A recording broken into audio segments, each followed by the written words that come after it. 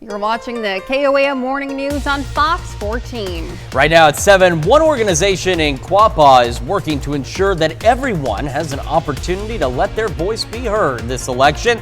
Our very own Melissa Alexis has the details. Also, multiple fire departments and organizations are speaking out on OSHA's new regulations.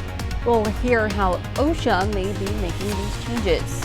And we've got dense fog across the area. You need to slow down out there. We'll have a look at that forecast. Get you out the door coming up. The 4 states' most watched news starts now. Well, good morning and welcome to the KOAM Morning News on Fox 14. I'm Elise Snow. And I'm Chris Warner, just after 7 o'clock on this Tuesday morning. It is September the 24th. Thanks for coming up and joining us this morning. You know, as crazy as it is, not only is it just about October and apparently almost Christmas if you go to some stores around the area. Did not know that they were back to back like that, but apparently they are.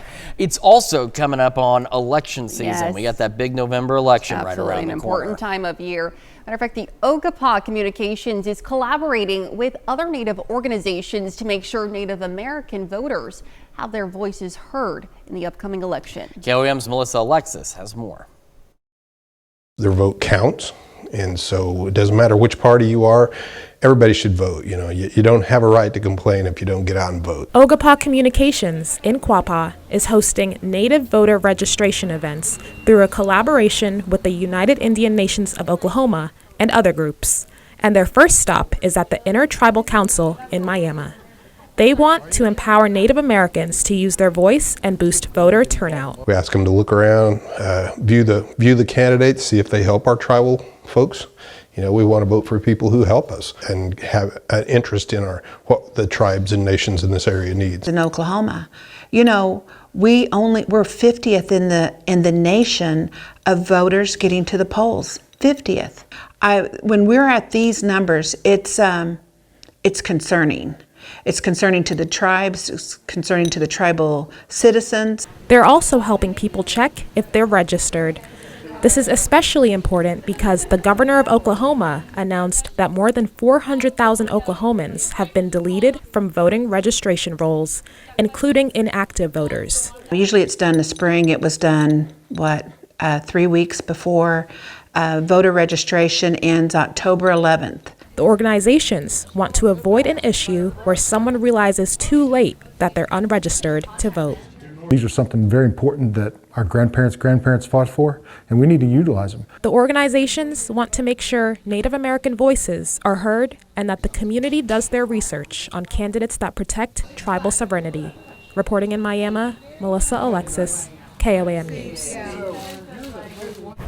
Eligible voters can also register to vote online or at your local tag office. And of course, regardless, it is essential to get out there and make your voice heard because you can do the research. I don't have everything committed to memory, but there are a number of cases where, honest to goodness, it came down to one vote that made the difference between this situation or that situation. So you still have time to, research and get educated and register to vote and to make your voice heard. So certainly so.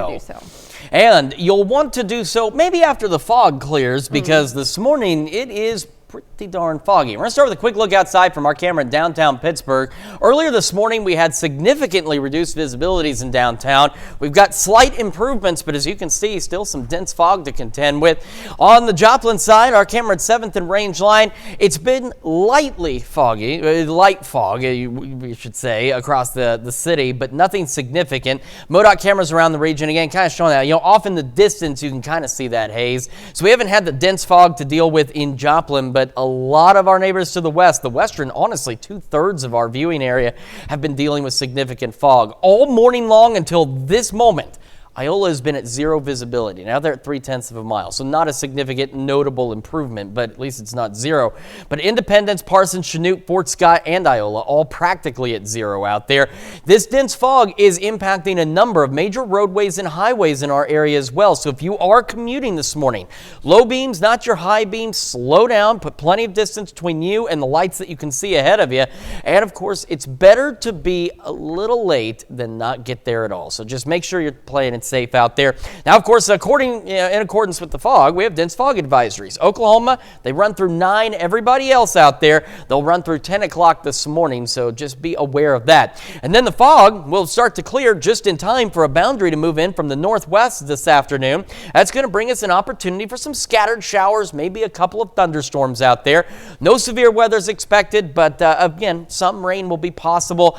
Otherwise, we're looking at mostly cloudy to just plain old cloudy skies. Quick look at temperatures: 61 in Joplin, 60 in Pittsburgh. And as we look at around the region, we've got some mid-upper 50s across a lot of southeast Kansas and parts of northeastern Oklahoma. And as you head south and east, temperatures a pinch warmer, low to mid-60s out there. So again, some scattered storms as we head through the afternoon into the evening hours for some of us. Temperatures into the mid-70s, and again, otherwise mostly cloudy to just plain old cloudy skies out there today. We'll have another look at your forecast, talk about some bigger rain chances on the way and how long the fall temperatures last here in just a few more minutes. Elise? All right. Thanks, Chris. We'll see you soon. Well, time might be running out for a Missouri death row inmate whose case has sparked some second thoughts. Yesterday, the Missouri Supreme Court refused to stop the execution of Marcellus Williams.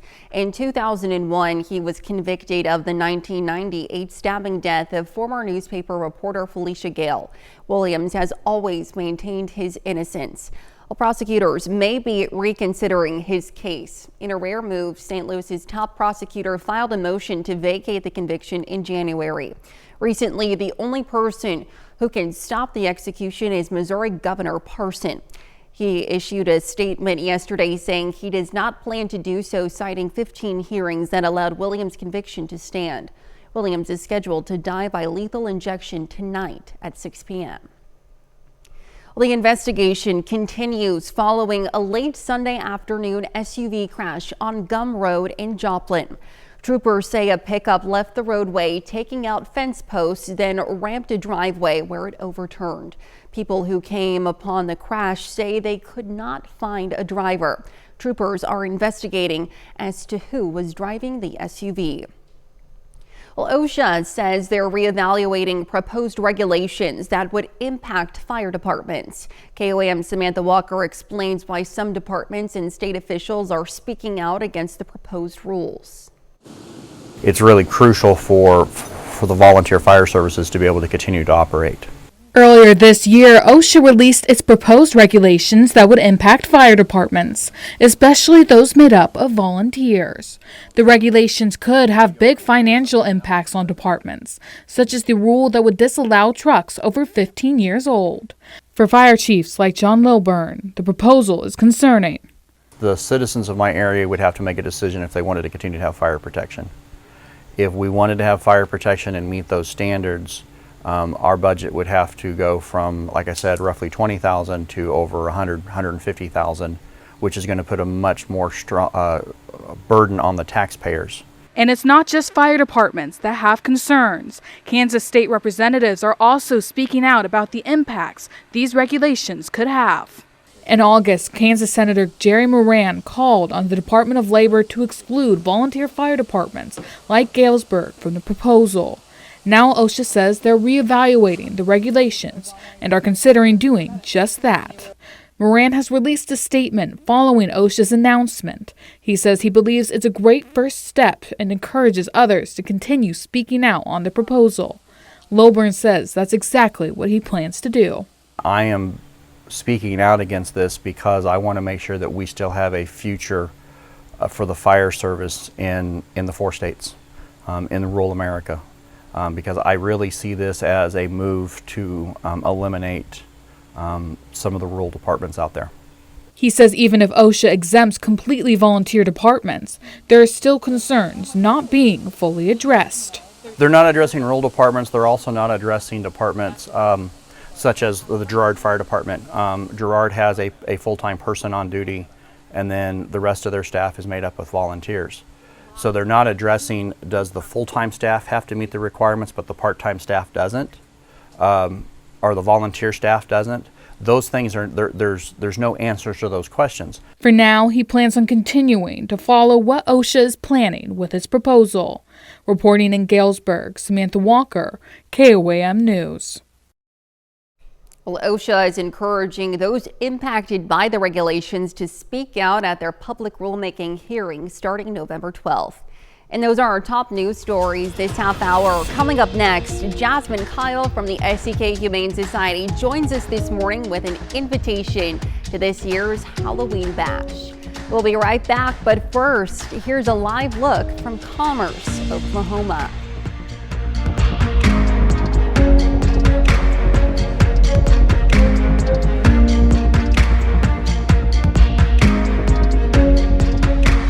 Welcome back. Jasmine Kyle of the SEK Humane Society is with us this morning with an invitation to this year's Halloween Bash fundraiser. Good morning to you. Thank you so much for being with us. No problem. I know it's hard to believe that October is just, a few short weeks away, and you are having a fundraiser in honor of spooky season. So talk to me a little bit about that. Yeah, it's crazy, but yeah, it's just coming up in like a week and a half. So it is the Halloween Bash, and that is going to be Saturday, October 5th in the lower level of the Memorial Auditorium here in Pittsburgh. So from 6 to 9, we have a huge event planned. So during this Halloween Bash, this is our first and only adult only event that we had. We started it last year. We're bringing it back this year. But from 6 to 9, 21 and plus patrons, they can enjoy a ton of variety of things to do. For example, we'll have a live band performance by the Wayward Betties. We're going to have free tarot card readings provided by Fluid and Flame Tarot. We'll have free palm readings provided by Bright Promisery.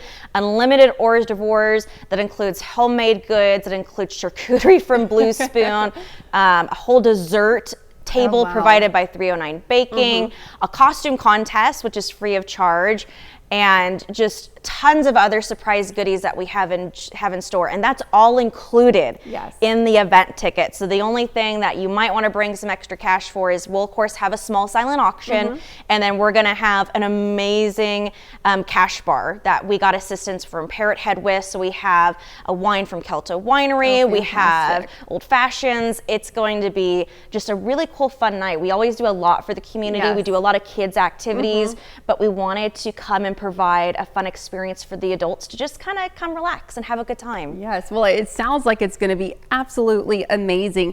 And talk to me about tickets and seats and kind of the prices for those as well. Yeah, so tickets just $20. That's it, $20 even. You can get those at the Doggy Bag Resale Shop 514 North Broadway here in Pittsburgh. We may have tickets for sale the night of the event. We'll make an announcement if we do. If so, they'll be sale for about 30 minutes, 45 minutes prior to that event date.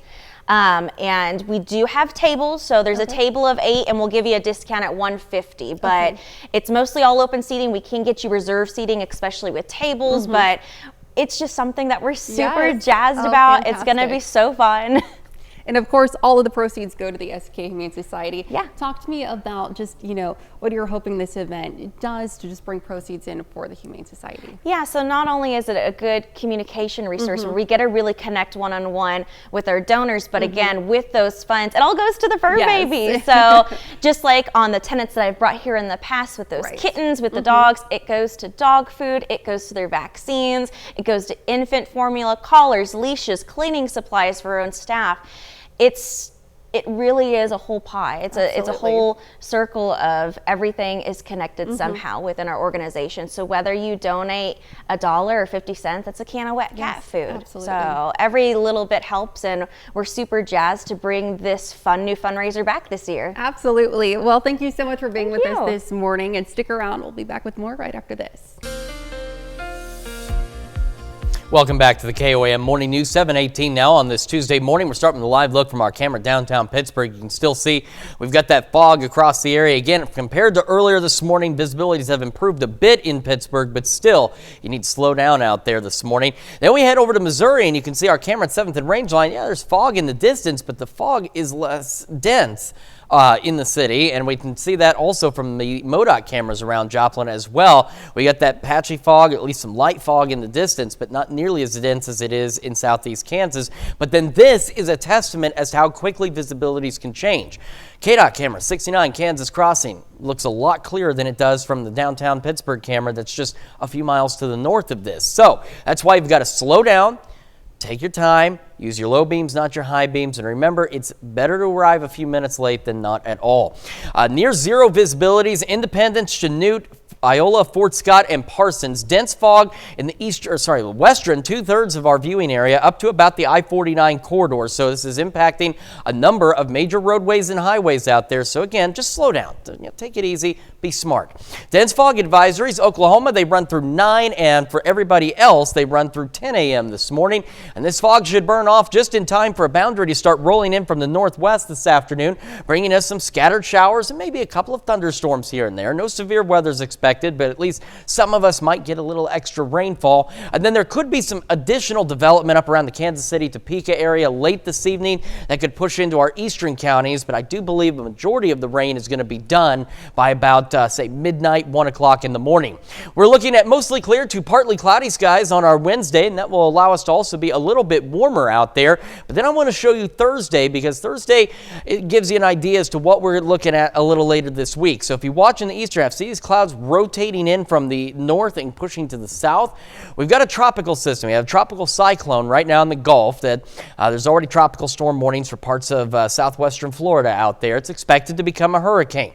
At this point, long-range data has been fairly consistent, but as you know, Mother Nature does what she wants. But it's putting that system, making landfall later this week and getting very close to us toward the end of the week. Depending on how close it gets will determine what we see, but we're looking at some pretty good rain chances, and we're looking at that potential also for heavy rain, and that could bring in some flooding concerns as we head into the weekend. So a lot to keep an eye on over the next few days with exactly where that tropical system goes. At this point, though, even if it doesn't get close, we're still expecting some rain from it as we head into the weekend. 61 in Joplin right now. Airport's reporting 6 miles of visibility, and temperatures around the region. We've got mid-upper 50s across parts of southeast Kansas and parts of Oklahoma. And the further south and east you go, it's a pinch warmer as we go into the low to mid 60s out there. Foggy conditions continuing through the morning with otherwise mostly cloudy to just plain old cloudy skies out there. Should burn off by about 10:30, 11 o'clock, mid-60s by 11 a.m. Highs today are going to be into the mid-70s, so a little warmer than yesterday. Otherwise, again, mostly cloudy to cloudy skies, maybe a few scattered storms here and there. And as we mentioned on Future Track, those will continue through the late evening, should be done about midnight, 1 a.m. And then we'll have gradually clearing skies overnight, falling back into the mid-50s. After that, though, take a look at these temperatures, upper 70s on Wednesday and Thursday, and then this is where we're watching between Thursday and Sunday for those shower and thunderstorm chances from that tropical cyclone. We'll see exactly what we get, but that's what we're watching for, so just keep that in mind. Low 70s Friday and Saturday. We'll warm up a bit Sunday and Monday. Another boundary comes in, no rain, but much cooler Monday night and Tuesday, and then we'll see the 80s possibly return toward the end of next week. Let's check your forecast. We'll be back with. Welcome back. We have some exciting news for everyone. Tomorrow we are officially launching our new 24/7 streaming service, KOAM Plus. Now, you might have heard us talking about this new service, and you may have had a chance to check it out. We have Jordan Keys, our new live streaming anchor, with us this morning to give us the scoop on the service. Good morning to you, Jordan. Thanks for being with us in the studio today. Thanks for having me on. Yeah, happy to have you. So talk to me about KOAM Plus and, when people get onto the app, what they might see. All right, so KOAM Plus is our, I guess you could say, live stream, and you'll find it on both our website and the app as well. And so that's once you download the app, that's KOAM News Now. Yes. You can find that on. If you have an Android or an iPhone, it doesn't matter. You can find the app there. And so yeah, that's we'll have our live updates on there. We'll have we'll have our weather hits every 10 minutes, and we'll also have news packages, as well as even all of our news broadcasts will show up there as well. Certainly. And so talk to me about the layout of the app. So when you get into the app, what are viewers seeing? And talk to me about everything that, people can see in terms of the layout of the app. Well, the first thing that'll probably catch your eye is going to be the video feed. That'll be obviously taking up most of your space there, but that's where you'll have your live updates. You'll have your, as I mentioned before, weather hits, and in the J bar as well. Yes, so there's the J bar, and so we have a ticker at the bottom that will have our running headlines and pretty much what you're going to find on the website and on the app, all of our news articles that will give you that information and just pique your interest there, and hopefully get you looking on the website and read a lot of the great content that we have there. Off to the right-hand side, you can see we have clock, we have current weather conditions that we're going to be running through many of the different towns here in the area, your temperatures, your highs, your lows, and then we also have, as you can see, some maps there with just cloud, kind of our cloud. I'm not a meteorologist myself. You got your clouds there and everything. So yeah, just give you a chance to plan things out. Yes, and obviously a live update isn't going on right now because you're with us in the studio. Sure. But talk to me about what live updates are for those who might not know and how they're different from just the regular broadcast that most folks are used to. Yeah, so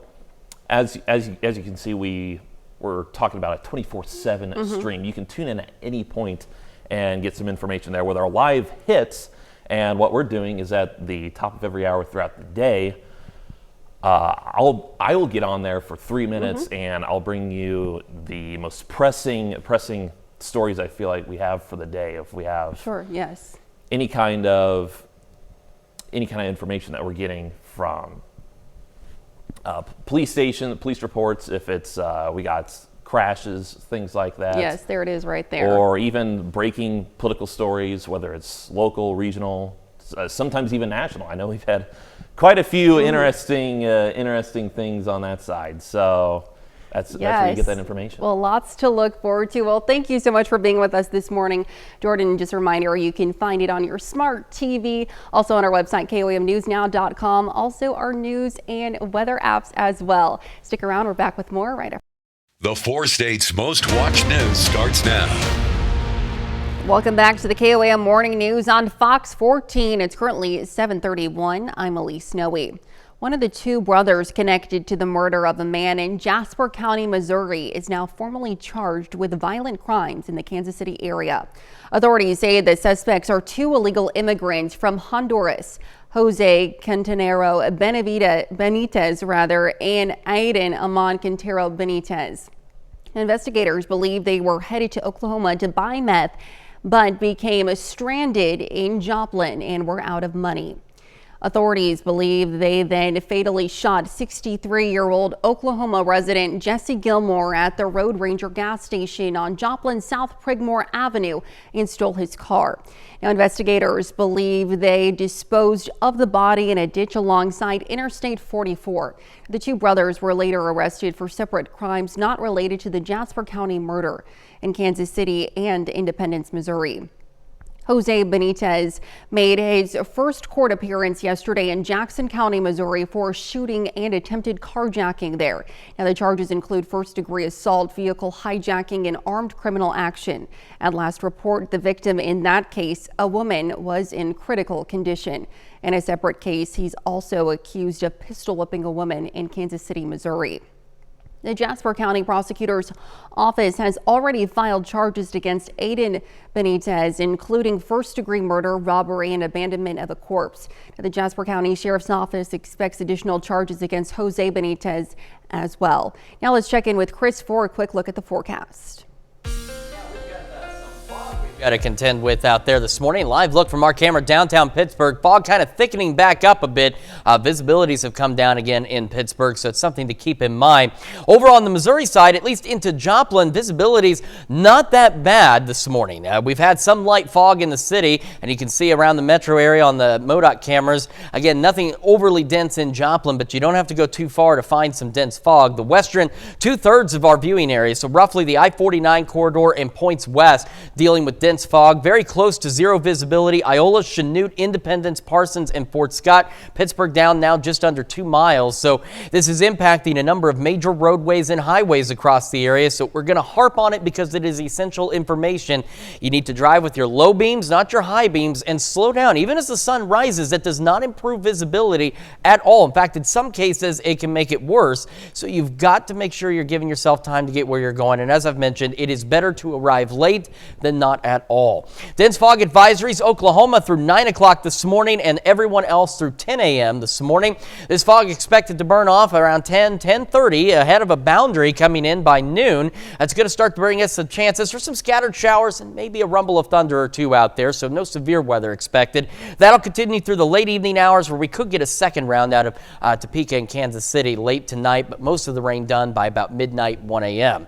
61 in Joplin, 60 in Pittsburgh, and real quick, take a look at the visibility from the KDOT camera here at 69 Kansas Crossing. It is considerably better than the visibility just a few miles north in Pittsburgh, so that's the other concern is the rapidly changing visibilities out there. Temperatures mid-upper 50s in parts of Kansas and into Oklahoma, and then as we go a little further south and east, we're in the low to mid-60s out there. Highs today about the mid-70s, mostly cloudy to just cloudy skies, and then again for some of us, a few isolated to widely scattered showers and storms. We have more rain chances a little later this week. We'll go over those details with you in the full forecast in just a few more minutes. Elise? All right, thanks, Chris. And that's a look at our top news stories coming up this half hour on the KOAM Morning News. Charlene stopped by the studio earlier to share a recipe that goes along with last week's French toast casserole. We'll be right back, but first, here's a live look from Commerce, Oklahoma. Well, we have Charlene Patton with us from the Kansas Soybean Commission, teaching us how to make something that looks absolutely delicious already, cinnamon apple topping. Talk to me about this dish. Well, I love this recipe, Yes. and here we are, you know, with fall coming. Right. Of course, you can get apples all year long, but it's great, I think, to use apples when we get Yes, into the fall. absolutely. This recipe, we kind of talked about it a little bit last week because it would be perfect on our French toast Yes. that we made. But it's also great on pancakes. We have a Yes. recipe for apple pancakes on our Ooh, website. delicious. It also would be great on ice cream. Ooh, Yes, a how about dessert. that? So we've melted 3 tablespoons of margarine. And of course, margarine is another soy product. Okay. And you are going to add, we just have really on a low heat Yes. here to glaze these apples. You have the cinnamon that we're Yes. going to add into that. All right, sprinkling that in there. And then I have honey. And we'll Okay. add that. That's going to give it Oh, it smells sweetness. delicious already. It's all those fall flavors Yes. and colors, isn't it, with the cinnamon and the honey. So we just want to mix that. And then you're going to add in 3 cups of sliced apples. All right. I didn't peel them, I just cored them. You can use a variety of apples for this. And you can do it a lot of different ways. Right. You can see I've kind of got some different choices here to show it. If you want the length of the apple, Okay. if you want to have smaller pieces, or if you want to chop it, you could do that absolutely, if yeah. you want a smaller one. And this only takes about 10 minutes. Okay. You just want to glaze it as that starts to heat up here. And you're going to have a wonderful Yes. filling. There we have it there. look at that. And then I wanted to show how we did, this is the double apple French toast that we did last week.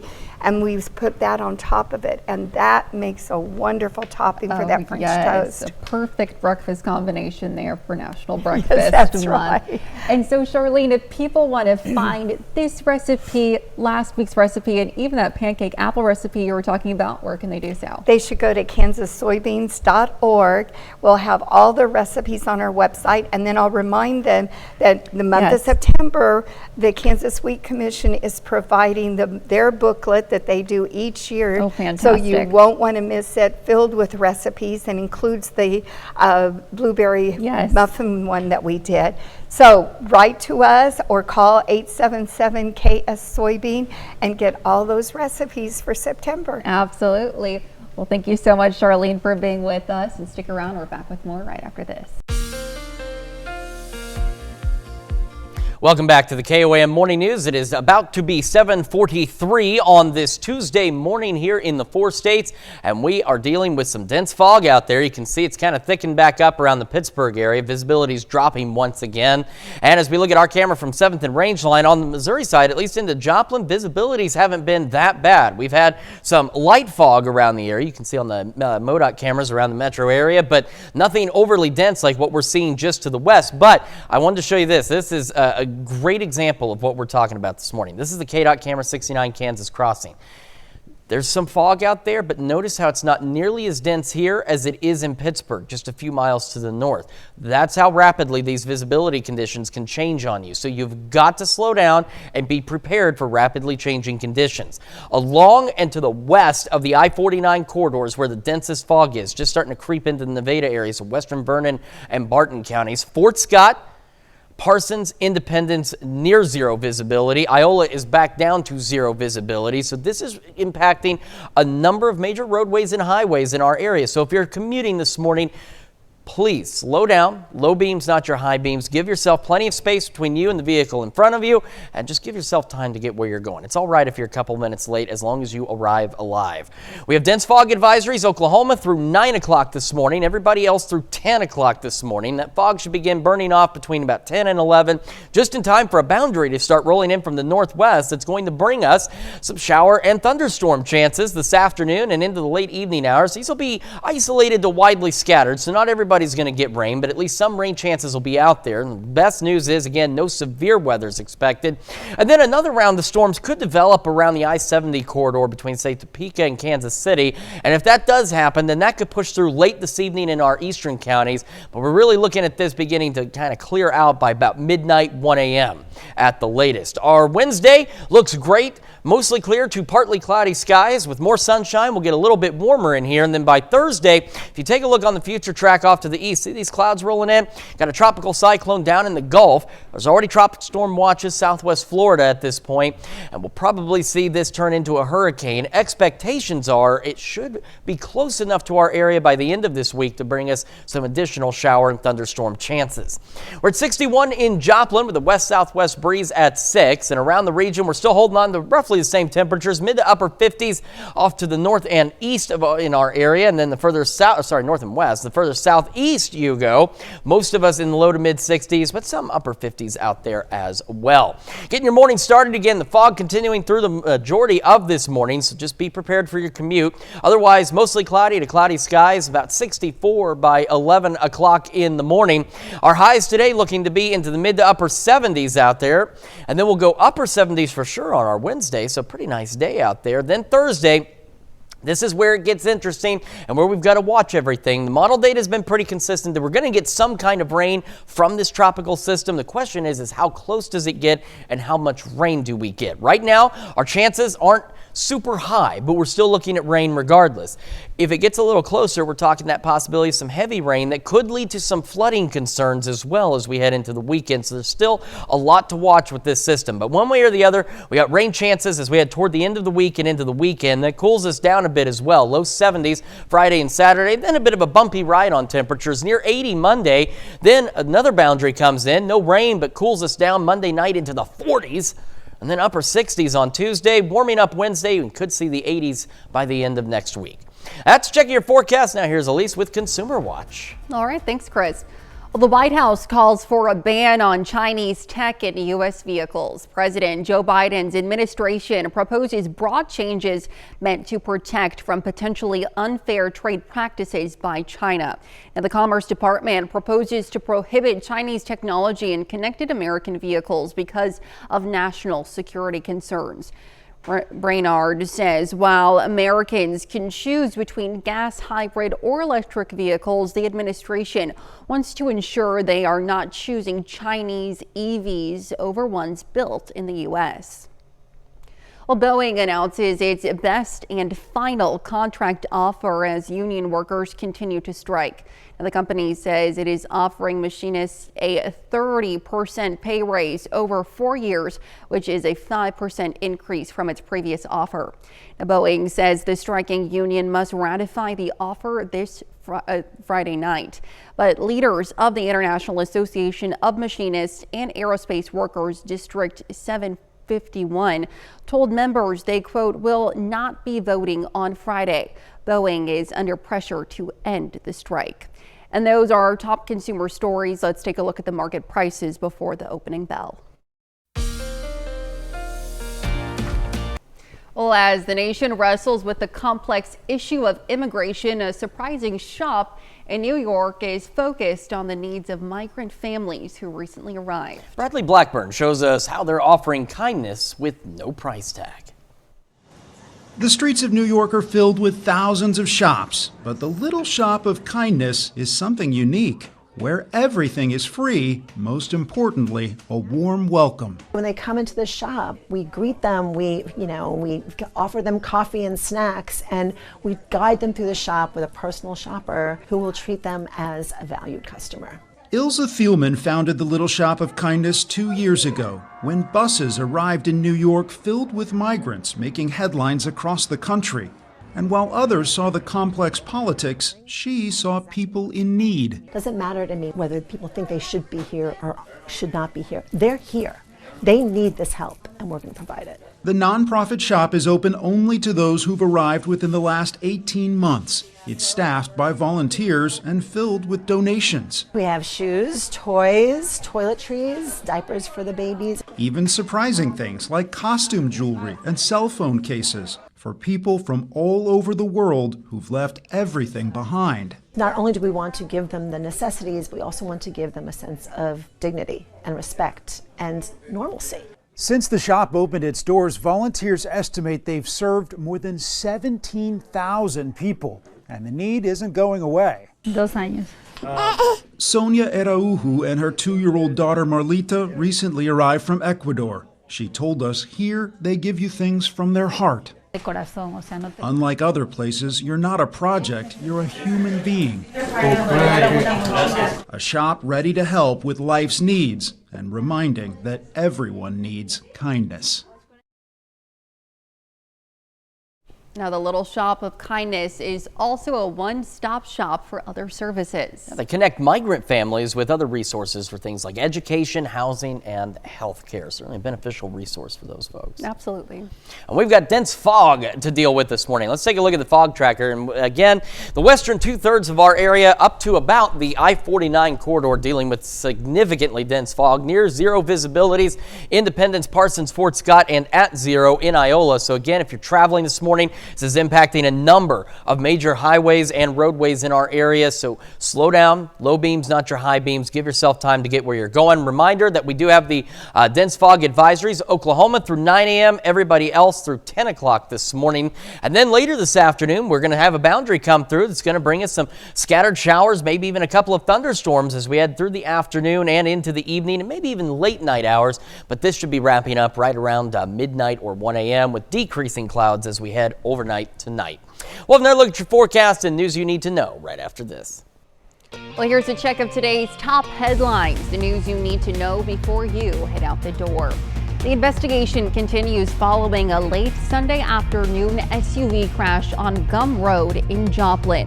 Now, troopers say a pickup left the roadway, taking out fence posts, then ramped a driveway where it overturned. People who came upon the crash say they could not find a driver. Troopers are investigating as to who was driving the SUV. Missouri prosecutors are reconsidering the case against Marcellus Williams. Williams was convicted in the 1998 stabbing death of Felicia Gale. Williams has always maintained his innocence.